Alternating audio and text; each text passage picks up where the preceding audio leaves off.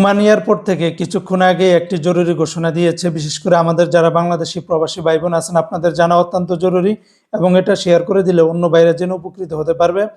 কিছুক্ষণ আগে ওমানের যে মাস্কেট আন্তর্জাতিক বিমানবন্দর রয়েছে সেখানকার কর্তৃপক্ষ থেকে একটি জরুরি বিজ্ঞপ্তি দিয়েছে। এই বিজ্ঞপ্তিতে বলা হয়েছে যে ওমানের যে মাস্কেট আন্তর্জাতিক ন্যাশনাল এয়ারপোর্ট রয়েছে, পাশাপাশি সালালা এয়ারপোর্ট রয়েছে, সেগুলার যে কার্যক্রমগুলো রয়েছে সেটা কিন্তু পুরোপুরিভাবে বন্ধ করা হয়নি এবং ফ্লাইটের যেই শিডিউল সেটাও ঠিক আছে। কিন্তু কিন্তু এখানে কথা হচ্ছে যে আরব দেশের অন্যান্য দেশগুলা, বিশেষ করে দুবাই, বাহরাইন, কুয়েত, কাতার, তারপরে সৌদি আরবে আপনারা জানেন ইতিমধ্যে অনেক ধরনের সমস্যা হয়েছে।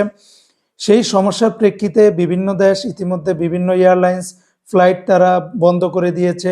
সাময়িকভাবে বিভিন্ন দেশের আকাশ সীমা বন্ধ রাখা হয়েছে। ইভেন বাংলাদেশ থেকে মধ্যপ্রাচ্যগামী সকল ধরনের ফ্লাইটগুলি বন্ধ রাখা হয়েছে।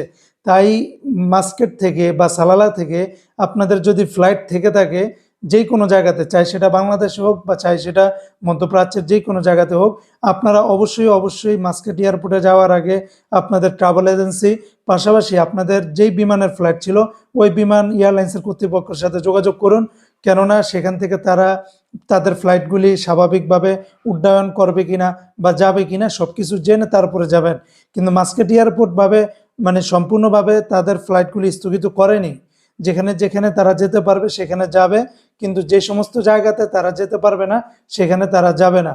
তাই এই ভিডিওটি শেয়ার করে দিন।